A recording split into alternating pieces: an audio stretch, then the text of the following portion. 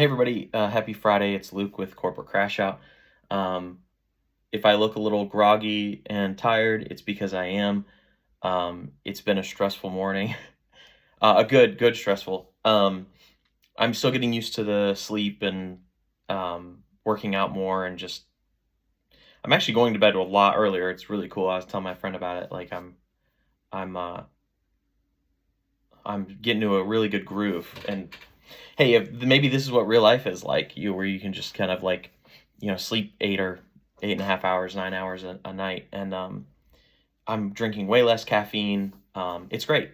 So, but today's video is all about Jackson Hole. Jackson Hole in Grand Teton National Park in Wyoming. It basically hosts an economic symposium.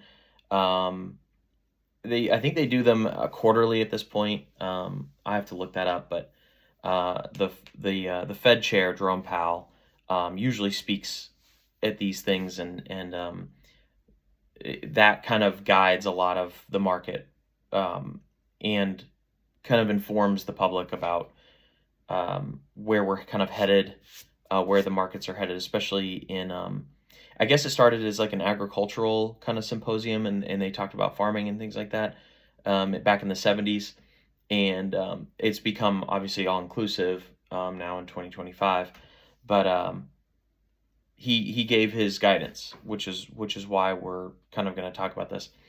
So the Fed, the Federal Reserve, they kind of control like mortgage rates. They control like what you're going to pay as far as your mortgage interest, and the rate that you're going to pay when you buy a property, or when you buy something like a land, a home, things like that. They go in like base percentage points. I think it's BPS. Anyway, the news came out this morning around like 9:30, 10 o'clock, that they're going to lower rates 0.25%. As I understand it, and I'm not an expert here, but as I understand it, the BPS, the 0.25 really equates to like a 0.5 actual percentage drop when you talk about like rates. So I think prime is around like 5.5 or 6 right now, maybe 6.5. I could look it up, but it essentially would drop by 0.5 is how I understand it. Again, this is coming in September, so it's not automatic. This doesn't always happen either. He's given guidance before, and then nothing actually happens. So, but the market will treat it as such. What it seems like is happening is there's a correction taking place because of the softening jobs data that's coming out. The jobs data, I really feel, is real.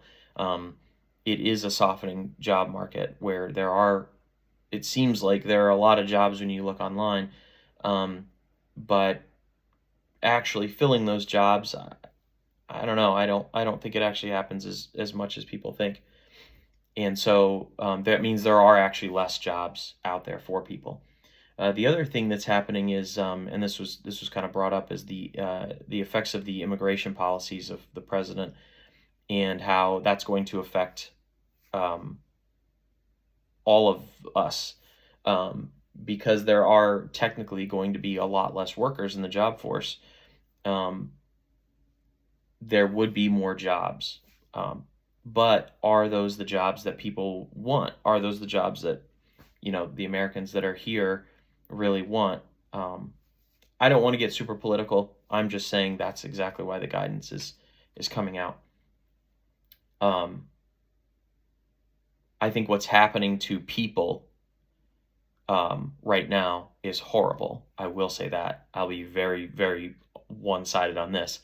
I think what's happening, and the mass deportations of people and what's happening to families, is horrible. And there is a much better way to go about this kind of thing, in my opinion, both politically, morally, financially. I think there's a better way to go about this. In the 80s, Reagan had the largest immigrant amnesty ever. So this just feels personal and strange. So anyway, that's all I'm going to say on that. How are we doing though? So we're on day 3 of trading. Trading is going great. So we are still only trading NVIDIA. We're still doing our options trading. Yesterday was a bit flat, and so that's not what we want. But today's been awesome, so it's kind of helped us pick up. I'm probably just going to do a weekly recap now because I don't think I really want to talk about it on Monday. I don't like looking backwards like that. I want to just kind of keep going. So as it stands right now, we are at we're up about 4,400 on the week. 4,400 in gains. Our net account value is up about 2,500. So the reason that's important is because the net account value is the big number. I told you, like, I don't like to look at it and think of it like that. Unless I'm seeing major ups and major downs in it, it's not really something that I want to pay attention to. I want to pay attention to the gains because that's what I'm going to be taxed on. And that's, in my opinion, like more about my performance, because the net account value is just the performance of the stock. It's driven by the stock. Unless I make some horrible moves, that number should generally climb over time, obviously with some major dips or spikes depending on the market. The reason I'm excited, the reason I'm optimistic though, is because that number shouldn't see growth, quick growth. It should see sustained growth over time. But I am seeing a decent account value bump, and my options are losing money. So what that means is they're losing money in the short term. What that means is we have made such good trades, and the stock has reacted positively since we've been investing in it, that our net account value has increased and our realized gains have increased. It's not going to ever really be the same unless I sell out completely, like sell everything out. And then that number will basically be, you could take everything I made from the net account value and you would be able to see where I started before. That's never going to be like this. So when trading options, you are going to be down in them a lot, or because if you're up, if you're me, if you're up in them, you're selling them. You're buying to close. You're getting rid of them if you're in the money, unless you're approaching earnings or something like we talked about yesterday. So by seeing a net account value increase and seeing our realized gains hit a pretty high mark while losing money in options, those are all very, very strong indicators that we had a great week. I'm really only interested in having great days and great weeks at this point. I haven't even started thinking about months and quarters and things like that. But to put it in perspective for me, I have never made $4,400 in a week at a job. So we did pretty good. Again, this is not going to be every week. This is not like how it's going to go. I know that. I'm being very cautious, but here we are. So Jackson Hole is really cool. It's actually something I wanted to kind of end the video with. It's in Grand Teton. It's in Wyoming. It started there. The Fed started meeting there because they wanted to attract the initial Fed chair, Volcker. It's because he was a fly fisherman, and apparently there's really good fly fishing there. He's from Kansas City, so that's why they started doing it there. But it's in a beautiful area. It's in a beautiful part of Wyoming. I've been to Devil's Tower before. I really want to go back to Wyoming.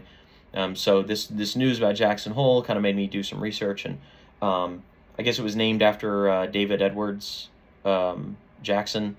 Back in like the 1800s, he was a fur trapper, and when you look down from like the mountains and like the surrounding hills, it's like kind of looks like a hole, like a basin.